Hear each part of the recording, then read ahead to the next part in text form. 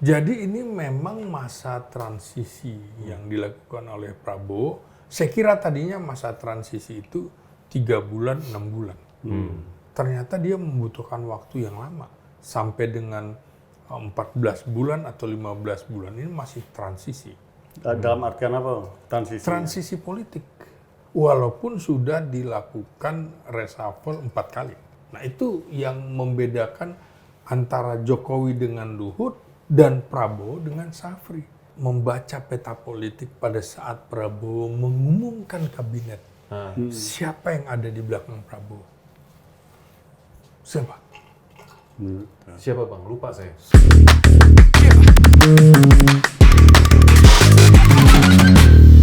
Ini kan udah mau masuk penghujung 2025 nih. Kita flashback sebentar deh. Mengenai politik di sebelum 2025. Ini menarik kan? Yang gak usah jauh-jauh lah. Politik sebelum 2025. Iya, 2024, 2023. Nah itu perkembangannya. Jokowi ya? Dia selalu langsung. Iya, maksudnya lu pengen bandingin Jokowi atau Pak Prabowo sekarang? Iya, terserah. Mestinya menurut gua sih dari Oktober 2024 sampai ya sekarang menjelang 2026. Seperti apa analisa? Jadi ini memang masa transisi yang dilakukan oleh Prabowo. Saya kira tadinya masa transisi itu 3 bulan, 6 bulan. Ternyata dia membutuhkan waktu yang lama. Sampai dengan 14 bulan atau 15 bulan ini masih transisi. Dalam artian apa transisi? Transisi politik. Walaupun sudah dilakukan reshuffle 4 kali. Reshuffle 4 kali. Nah, artinya Prabowo menurut saya begitu ekstra hati-hati untuk melepaskan diri dari bayang-bayang Jokowi. Karena nggak logis juga orang baru berkuasa 1 tahun melawan orang yang berkuasa udah 10 tahun. Tabungannya masih banyak. Tabungan apa? Tabungan elektoralnya. Dukungannya kan masih cukup kuat. Walaupun pelan-pelan tergerus. Nah, tinggal bagaimana mempercepat ketergerusan itu ya antara lain dengan pernyataan-pernyataan dari Menteri Safri Samsudin misalnya, ya kan, yang berani mengatakan ada negara dalam negara, ada republik dalam republik, ada musuh dalam selimut, semuanya tidak bisa dilepaskan dari pemerintahan yang lama. Prabowo itu politikus karena dia memimpin partai politik. Oh iya. Safri bukan. Profesional Safri itu profesional, militer tulen. Okay. Jadi dia berani. Berbeda dengan Prabowo yang sudah jadi politikus. Sehingga menghadapi persoalan dengan cara politik. Safri dengan cara militer, ketegasan, loyalitas, nah seperti itu. Nah, dalam perkembangannya setelah 14 atau 15 bulan, tentu saja kita bisa melihat Prabowo mempercayakan beberapa bidang tugas kepada seseorang yang dipercayai. Misalnya, ketika terjadi pergantian Menko Polkam dari Jenderal Polisi Budi Gunawan, yang tadinya kita perkirakan sebulan saja sudah diganti. Ternyata membutuhkan waktu yang cukup lama. Dan orang yang diberikan kepercayaan lagi-lagi Safri. Maka saya mengartikan dalam tanda petik Safri seperti Perdana Menteri di pemerintahan Prabowo Subianto. Masa pemerintahan Pak Prabowo ya. Baik mengelola masalah pertahanan keamanan, lalu menjadi Menko Polkam, dia mengkoordinasikan. Beda ya bang sama LBP di zamannya Pak Jokowi? Sama. Oh sama? Ya. Ya sama. Perannya. Perannya. Tapi backgroundnya beda. Nah, ketulusan Safri itu tidak ada di dalam diri LBP menurut saya. Jadi menurut abang lebih tulus siapa? Safri tentu. Safri. Karena ya itu tadi hubungan selama dari tahun 70 ya kan? Iya. Safri menjadi taruna tahun 70 kan Prabowo 69. Oh, Iya, Prabowo kan nggak naik tingkat kan. Sehingga oke. menjadi satu dengan Satu Safri. letting jadi. Iya. Jadi dari tahun 70 sampai sekarang udah 55 kan? Iya. Udah 55 tahun. Tahun berteman ya. Iya kan? Jadi udah tahu lah. Udah sifat tahu masing-masing. banget. Jadi tidak ada kepentingan bisnis. Pure persahabatan itu nyatu. Berarti yang di sebelumnya ada kepentingan. Nah, beda dengan Luhut dan Jokowi. Luhut itu dekat dengan Jokowi pada saat dalam kepentingan untuk wali kota Solo. Ada kepentingan bisnis di situ. Ada kepentingan politik di situ. Nah, itu yang membedakan antara Jokowi dengan Luhut dan Prabowo dengan Safri. Saya membacanya seperti itu. Agak berbeda. Nah, Safri juga diberikan peran menangani masalah-masalah termasuk korupsi loh.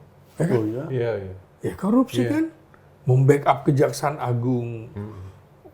Kemudian menggolkan Undang-Undang TNI, ya kan? Menjadi Ketua Harian Dewan Pertahanan Nasional, menangani sumber daya alam. Jadi ini seperti Sudomo eranya Pak Harto, gitu kan? Atau LBP di zaman Jokowi. Subandrio di eranya Presiden Soekarno, kemudian LBP di era Jokowi, atau Sudisi Lalahi di eranya SBY. Nah, kan kira-kira gitu ya. Iya. Oh iya, iya. Jadi ada orang-orang yang memang dipercaya betul. Nah, kayak Sudisi Lalahi dengan SBY iya. sejak Taruna juga kan. Oh gitu. Lebih tulus, Iya. nggak ada kepentingan. Nah, agak beda gitu. Nah, inilah sisi yang menarik dari 14 bulan pemerintahan, 14 atau 15 bulan pemerintahan Prabowo Subianto, dan ini ensiklopedia politik kan. Jadi betul-betul seperti kita sedang evaluasi pemerintahan selama 2025 dan kita akan menjelang 2026 dan itu lebih panas lagi. Nah, biasanya Bang, kalau ada rising star seperti itu, pasti kan ada aktor yang nggak suka juga. Ada kelompok yang suka dan enggak. biasa lah. Betul. Iya kan? Nah, Abang mau explore yang mana dulu nih? Yang suka apa yang nggak suka dulu nih? Jadi biasa kan kalau kita belajar statistik, lu nilainya statistik dulu berapa? Dia C ini ya? ke toilet. Gimana Bang? Jadi kan pasti ada ekstrim kanan, ekstrim kiri, ekstrim tengah. Ya Iya. kan? Berarti ada kelompok yang suka atau mendukung Safri, ada yang netral, dan ada yang kontra. Iya. Nah, kita bicara yang mendukung dulu, yang Iya. pro. Iya. Yang mendukung pasti menurut saya pertama ada lingkaran inti Presiden Prabowo Subianto. Yang pro nih ya. Iya, dan ini kelompok yang berada di barisan paling dekat dengan Prabowo Subianto. Siapa itu? Iya, misalnya orang. Mawar. Iya, misalnya itu orang yang pernah perwira yang bareng dengan Prabowo dengan Safri. Jadi tentu saja motivasi dukungannya adalah loyalis lama. Kan loyalis lama dan dipercaya dalam beberapa operasi sensitif. Tadi udah sebut Tim Mawar kan misalnya. Maka kan Tim Mawar udah banyak jadi bintang 3 yang dulu dianggap karirnya mati. Ya ada yang jadi gubernur, ada dirjen, bintang 3 lah rata-rata Tim Mawar itu. Kemudian tentu saja ada kedekatan personal dan supaya memudahkan koordinasi dengan cepat dan juga risikonya rendah, kemudian operasi tidak bocor. Kan orang Sandi Yuda, Militer itu ya. ya kan orang intelijen militer. Jadi di sini menurut saya Prabowo betul-betul memerlukan figur yang disiplin untuk isu keras. Isu keras itu tadi penanganan sumber daya alam, keamanan dan stabilitas politik. Maka ini kelompok yang mendukung Syafri Samsudin. Oh. Nah, contoh aktornya ya itu tadi, staf keamanan presiden, penasehat presiden bidang keamanan misalnya, sejumlah mantan perwira yang sudah lama bekerja sama dengan Prabowo Subianto itu pasti mendukung Syafri. Ya alasannya yaitu lagi-lagi kepercayaan, integritas personal di dalam lingkaran militer. Dan kedua tentu saja adalah aparat negara dalam hal ini penegakan hukum yang merasa terbantu dengan koordinasi yang dilakukan Syafri itu. Kan kita bisa lihat di dalam kunjungan ke Bangka Belitung dan Morowali, serta kemarin paling nggak 2 itu ada Jaksa Agung, ya kan? Kok nggak ada Ketua KPK ya? Ya. Dan di Morowali juga nggak ada Kapolri ya? Iya, kenapa itu? Ya artinya memang sudah mulai ada pemilahan. Oke. Orang-orang yang beririsan dengan pemerintahan lama sudah mulai diberikan garis demarkasi. Jadi unsur aparatur dipisahin jadi ring 2, ring 1 gitu. Nah, iya betul. Jadi aparat negara yang mendukung Syafri termasuk penegakan hukum yang merasa terbantu oleh koordinasi yang dilakukan Syafri, seperti unsur TNI tertentu, apa itu? Yang ditempatkan di Kejaksaan Agung, yang ditempatkan di Timah, di sektor-sektor kehutanan, Agrinas atau apa ya, segala macam. Itu kemudian juga ini butuh penegakan yang butuh backup yang kuat secara kelembagaan dan intelijen negara, dan tentu saja motivasinya jelas menurut saya perlu eksekusi yang cepat untuk dan kepentingan. tidak bisa dinego kali. Tentu saja iya. Kemudian tentu saja kenapa cepat nggak bisa dinego, karena yang sedang dihadapi adalah yaitu tadi musuh dalam selimut dalam penanganan sumber daya alam. Kemudian juga tambang ilegal itu kan, dan ini memerlukan operasi gabungan. Operasi gabungan kan harus rahasia. Kalau nggak rahasia, kalau bukan orangnya nggak bisa. Bocor ya? Ya. Yang ketiga adalah birokrat teknis yang terutama di bidang pertahanan dan stabilitas nasional.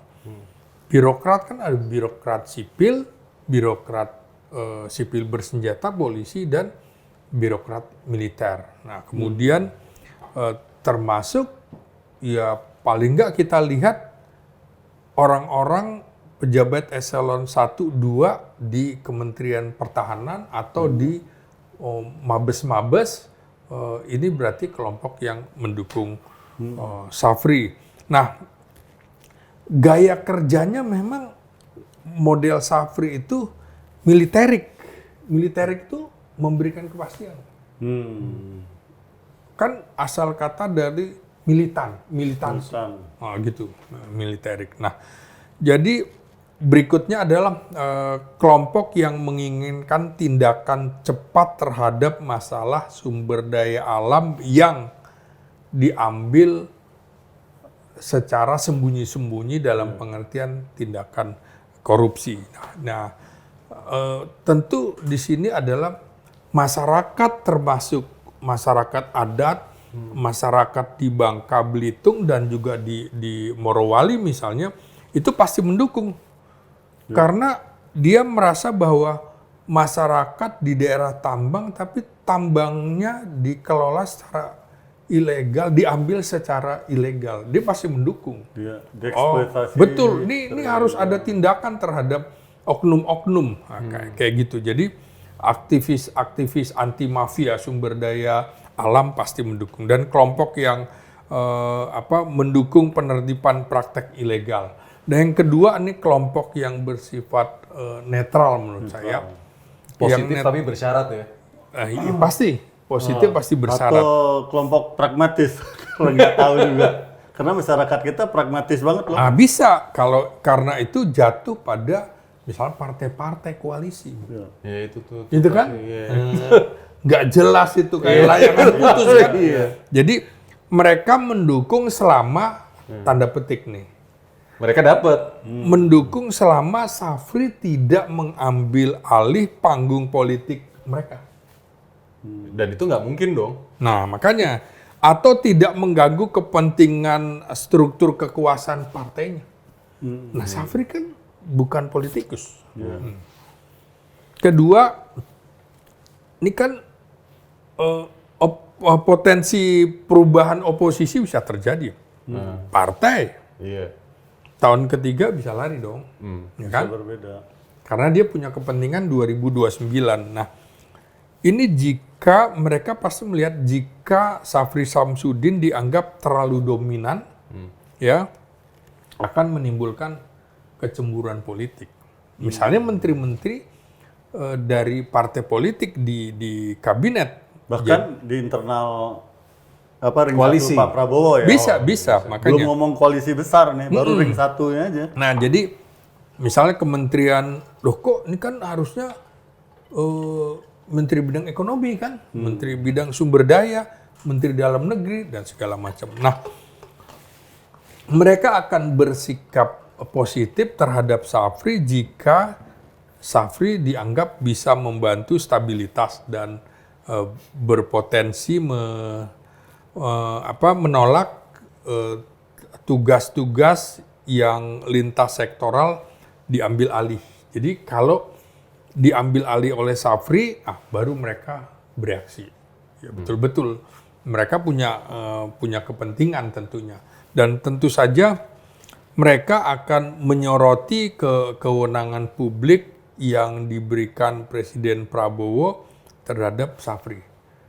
Karena kalau kemudian terlalu mutlak kekuasaannya, ingat nggak dulu Luhut sampai menjabat Menjadi berapa menteri segala urusan. katanya. segala urusan, belasan jabatan yang diemban oleh LBP yang Kalau abang membuat- lihat tuh kemampuan meritokrasi seorang LBP atau ada kepentingan tertentu dari Pak Jokowi untuk diberikan ke LBP? itu pasti bukan merit system, bukan atas dasar Meritokrasi sistem. Berarti kepentingan, bukan, berdasarkan kepentingan. pasti kepentingan.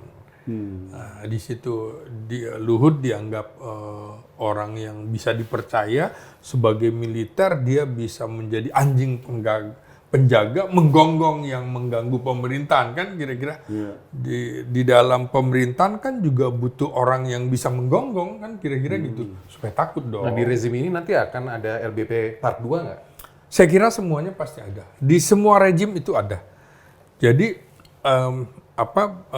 pejabat birokrasi daerah juga bisa di posisi netral itu, netral bersyarat dengan misalnya mereka akan mendukung Safri jika operasi penertiban sumber daya alamnya membantu daerah, kan? Tidak menimbulkan konflik lokal, dia pasti dukung. Tapi kalau sebaliknya, tentu mereka tidak dukung. Jadi betul-betul memang mendukung bersyarat, bukan tanpa reserve. Dan ini lebih masuk akal nih, yang kelompok-kelompok ini, asal jangan untuk kepentingan politik praktis cari cuan. Nah, itu yang nggak boleh. Jadi mereka berpotensi menolak jika operasi yang dilakukan tim Safri Samsudin mengganggu jaringan lokal mereka. Kan ada raja-raja lokal, raja kecil di daerah kan juga. Jadi kebiasaan-kebiasaan administratif yang sudah berlangsung tanpa ada yang nyoroti, tapi kemudian ada yang nyoroti dari pusat, mereka akan bereaksi. Berarti ini sebetulnya ada negosiasi juga sih ya? Ada, jadi mendukung dengan syarat. Yang menarik, yang sekarang yang ketiga adalah kelompok yang potensial menolak, menghambat Safri Samsudin. Nah ini pertarungan hebat menurut saya. Oh ini level apa? Struktural nih? Levelnya ya saya membahas level struktural ya, bukan individual. Kalau individual kan menyebut nama, jadi struktural jabatan-jabatan aja yang kita amati. Jadi tentu kelompok kepentingan ekonomi yang terganggu terhadap penertiban sumber daya alamnya. Mereka bisa melakukan perlawanan apa saja. Misalnya membuat hoax politik Iya. yang tidak dilakukan Safri dibilang dilakukan oleh Safri. Iya, lewat media Ya, hoax, sosial, terutama yaitu tadi pemilik modal yang terganggu, yang selama ini menjalankan operasi Ya. ilegal sekarang tidak bisa. Kemudian juga elit politik yang melihat Safri sebagai the rising star. Kan ancaman kan? Ancamannya. Wah, ini dia populer nih. Biasanya kalau yang populer pasti ada lawannya kan. Iya. Jadi beberapa politisi yang mengincar jabatan strategis punya kepentingan kan. Misalnya untuk jabatan masa depan dia akan meningkatkan kewaspadaan kalau berhadapan dengan Safri. Kira-kira gitu. Jadi juga ada potensi-potensi resistensi misalnya untuk mencoba menurunkan peran Safri di dalam pemerintahan. Mempengaruhi presiden agar presiden tidak memberikan kewenangan penuh kepada Safri. Harus Itu ada. iya pasti dong, pasti ada. Dan biasa saja menurut saya di dalam pertarungan politik. Jadi bisa di parlemen, bisa juga di dalam pemerintahan. Nah ini untuk mengawasi kebijakan Safri Samsudin, itu sisi positifnya. Nah lalu yang ketiga tentu saja birokrat yang selama ini menikmati celah dari nikmatnya sumber daya alam tanpa dia harus bekerja keras, tapi jatah preman misalnya. Waktu terganggu tuh pasti akan ribut. Pasti akan ribut, pasti akan melawan. Dan ya di pemerintahan daerah ada seperti itu. Aparatur negara juga situ. Baik mungkin oknum TNI, oknum polisi, oknum kejaksaan, bisa semuanya.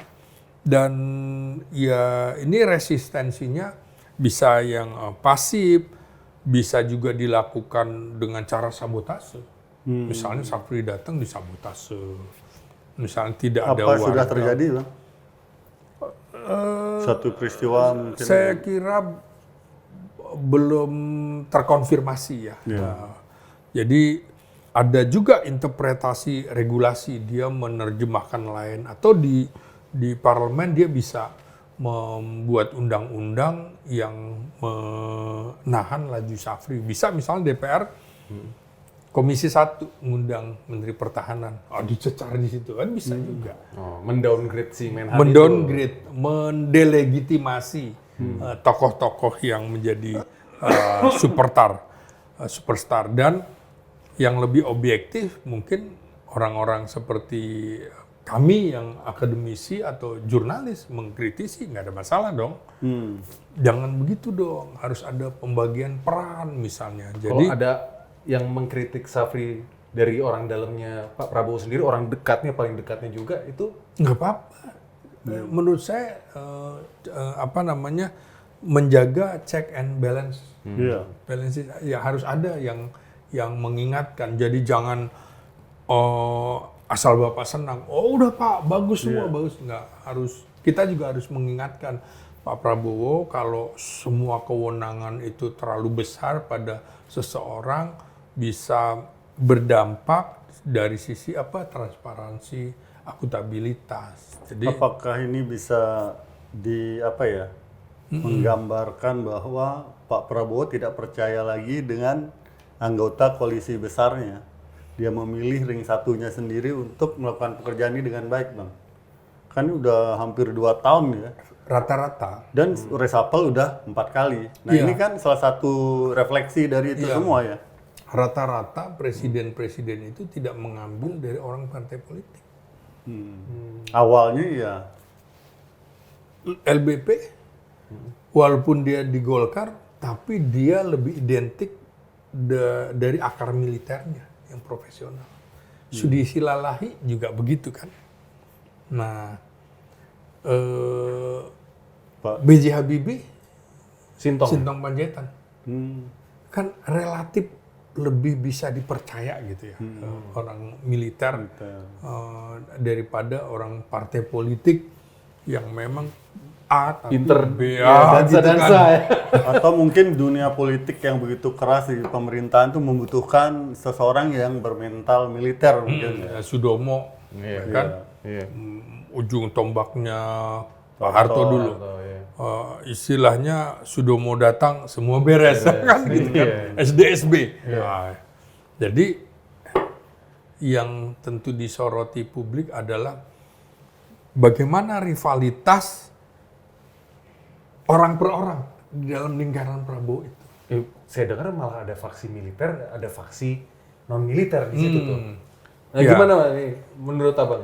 Kalau kita lihat membaca peta politik pada saat Prabowo mengumumkan kabinet, siapa yang ada di belakang Prabowo?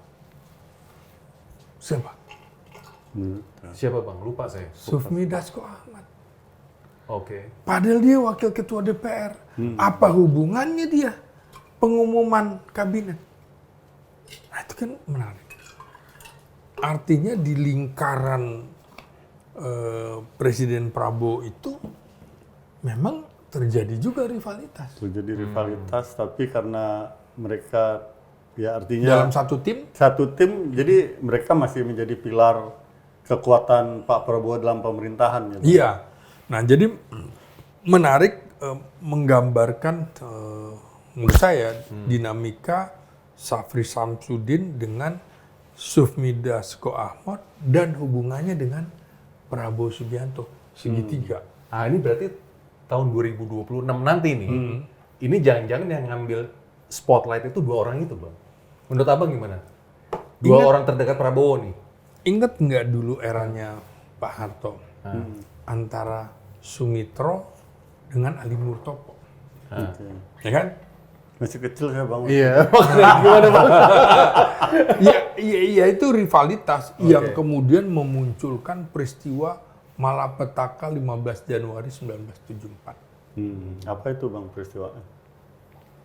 Peristiwa konflik elit dengan memanfaatkan situasi kedatangan Perdana Menteri Jepang Tanaka. Oh apa namanya? Senin dibakar. Iya. Oh gitu. Yang Jepang itu. Iya, jadi betul-betul dulu Malari. Malari, Oh, itu malapetaka ya? 15 Malari, Januari iya. itu Malari. Iya. Oke. Jadi lu masih kecil-kecil ya? Kecil. Udah Oh, lahir. belum Gue lahir. baca PMP tuh. Pendidikan lahir, Moral Jumat Pancasila. belum lahir. 75. Oh gitu ya? Sama. Lu harus berguru lah memang. Iya, kan gue panggil pasti. bang. Gue kelas 1 SD. Nah, di situ. Jadi sama di eranya Soekarno juga gitu. Selalu ada segitiga kekuasaan. Dulu Soekarno di kanan ada Angkatan Darat, di kiri ada PKI.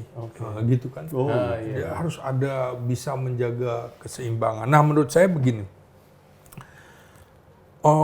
Model hubungan segitiga ini itu tentu tidak bisa lepas dari persoalan patronase. Patronase ada patron dan klan. Iya, Ada yang dihormati, ada yang menghormati kan gitu. Iya. Jadi ada patronase politik, kemudian juga ada distribusi kekuasaan dan juga ada gaya kepemimpinan, dalam hal ini gaya kepemimpinan Prabowo Subianto dalam mengelola fungsi struktural yang diemban oleh Safri Samsudin dan juga Safri dalam hal ini di eksekutif dan Dasko di legislatif serta Betul. partai politik. Karena Dasko orang partai, partai Gerindra. Nah di sini saya melihatnya begini, akan ada skenario dari yang paling stabil, kemudian dan juga paling berpotensi menimbulkan ketegangan. Nah, skenario pertama tentu saja Prabowo ingin koalisi kuat dan stabil. Kalau koalisi kuat dan stabil, maka keduanya nggak boleh bersaing.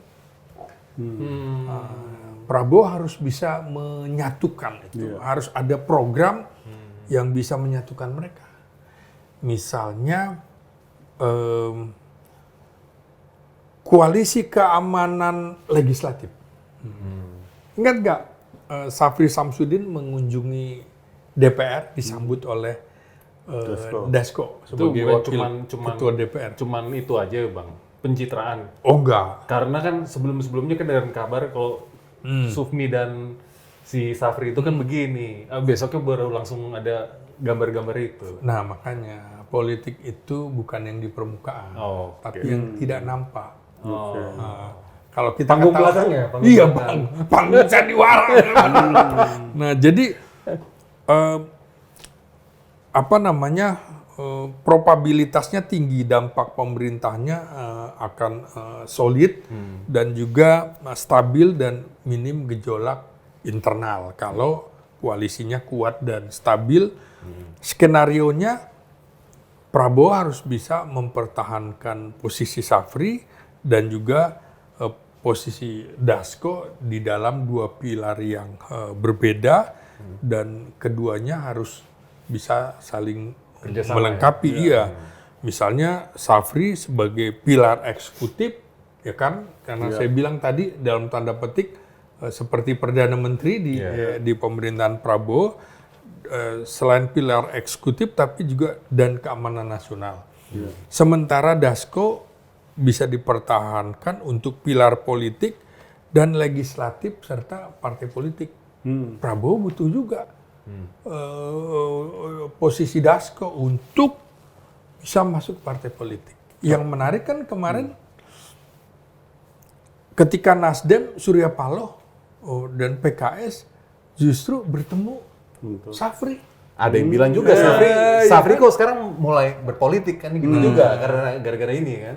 Iya. Tapi kan dia datang, yang lain ini dua-duanya datang. Iya. Masa ada tamu nggak diterima? Kayak gua ke rumah lu, masa gua Bertamu ditolak atau datang? bertamu? Nasdem bertamu ke sana ke kantornya.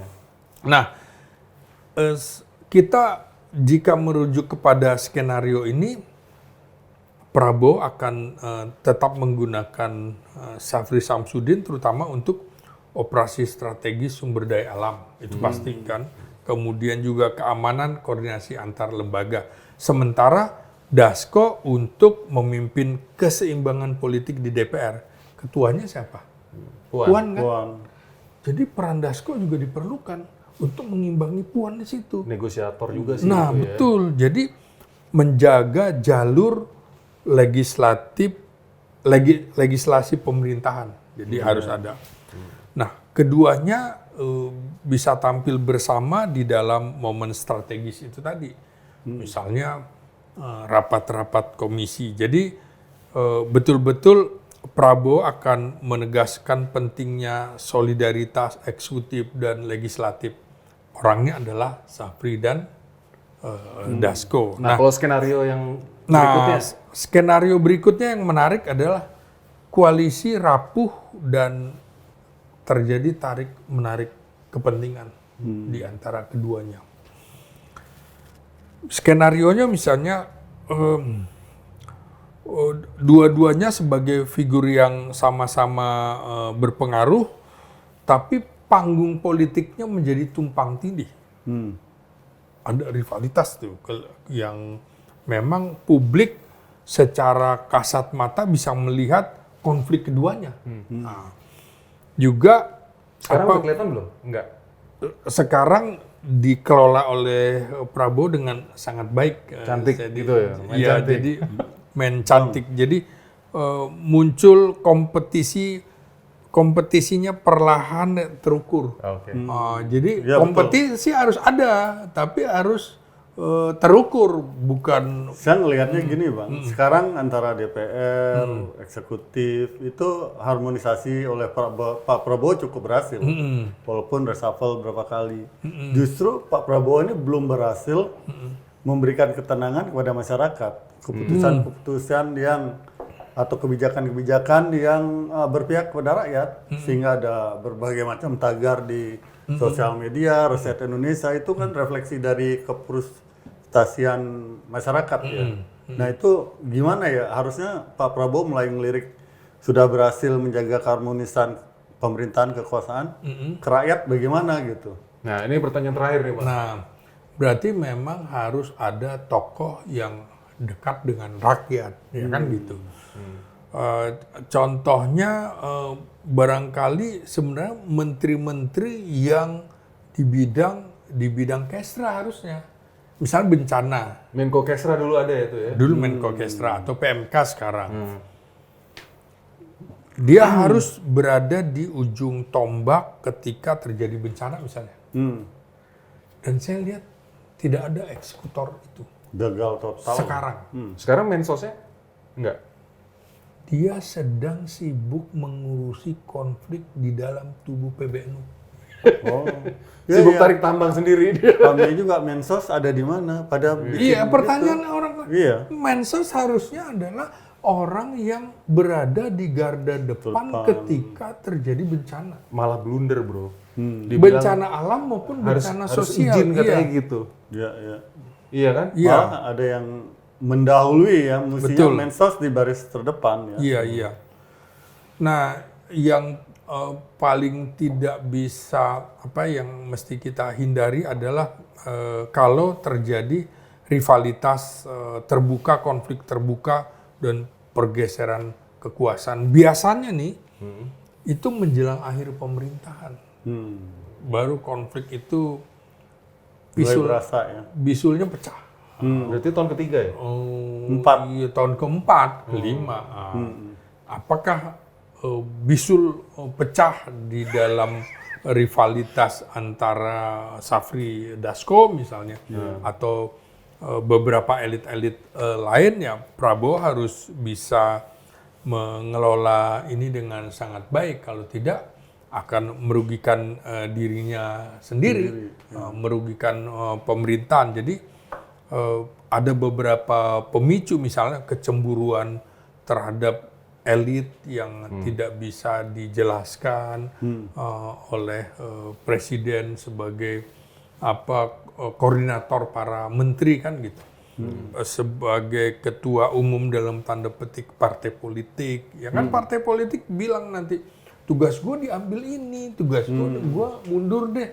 Padahal dia emang mau mundur, tapi dia cari gara-gara kan. Partai politik kan begitu, apalagi Banyak akalnya tuh. iya, apalagi menjelang 2029 Bermanuver lah. punya Memakai alasan lah. Dan ini lagi tadi, partai politik itu kan tidak dapat uang dari negara. Iya. Sehingga pejabat-pejabatnya di parlemen maupun di pemerintahan Setoran. punya tugas sebenarnya Iya. untuk mencari uang agar partainya bisa hidup. Nah, ini yang kemungkinan nantinya akan berpotensi jadi masalah. Jadi multi partai ini merusak Iya, Bangsa juga ya. Saya sepakat akhirnya, termasuk di Amerika ada fusi partai cuma dua partai, Iya. Ya, partai lain nggak kehitung. Ini sisi bagusnya juga pemerintahan Soeharto, itu ada fusi partai tiga. Kan? Menurut saya nantinya barangkali idealnya sekitar 5 lah. Ada 5, tapi dia dibiayai oleh negara. Jangan banyak-banyak. Setuju. Jadi ada fusi partai sehingga dia di jabatan parlemen maupun eksekutif gak nyari duit buat partainya.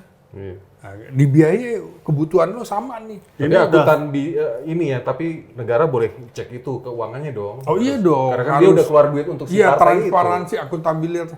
Iya. Mana buat pendidikan politiknya, rekrutmennya lo harus jelas lo. Jangan cuma rekrut orang-orang populer tapi nggak bisa apa-apa gitu. Oh, Sementara udah tercermin tuh dari si itu.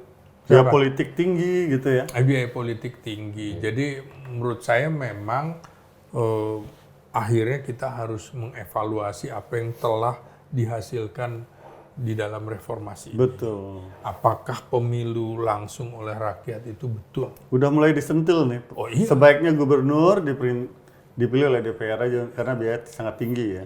Kalau menurut saya gubernur itu kan adalah orang pusat di daerah. Orang pusat daerah. Berarti dia orangnya presiden. Nah, celaka gini misalnya, gubernurnya dari partai A, oke? Tapi kemudian misalnya Jawa Tengah ya, Iya. gubernurnya dari partai A, kemudian DPR-nya kebanyakan. wali kota Semarang, ibu kota provinsinya bukan dari partai ini. Berat kok, Iya. nggak bisa konkret. Iya. Makanya orang banyak bertanya sama saya, Bang, kenapa Depok nggak maju-maju ini? Ya karena partai yang menang di Depok itu tidak sama dengan partai pemenang Pilpres. Nggak didukung. Itu kan repot kalau gitu kita. Jadi ada saling menyandera. Itu yang mau kita bikin pemilu secara langsung. Saya kira harus dievaluasi juga. Termasuk misalnya pemilu langsung di 3T. Daerah terluar, terpencil, termiskin misalnya. Sementara dia berbatasan dengan negara lain. Oh, negara lain ingin punya agen di situ, agennya yang menang. Kan gitu. Maka penting juga kan, oh ini harus ada orang dari pusat yang di-drop sana. Untuk kepentingan negara, bukan kepentingan elektoral semata. Gitu. Artinya masih terbuka untuk memperbaiki sistem politik di Indonesia ya. Iya, kesempatan menurut saya kita harus memberikan pencerahan juga ke rakyat bahwa kita tidak bisa mengadopsi demokrasi ala barat di Indonesia. Bang, thank you ya. Thank you. Siap, Bang. siap. Ciao. Yuk.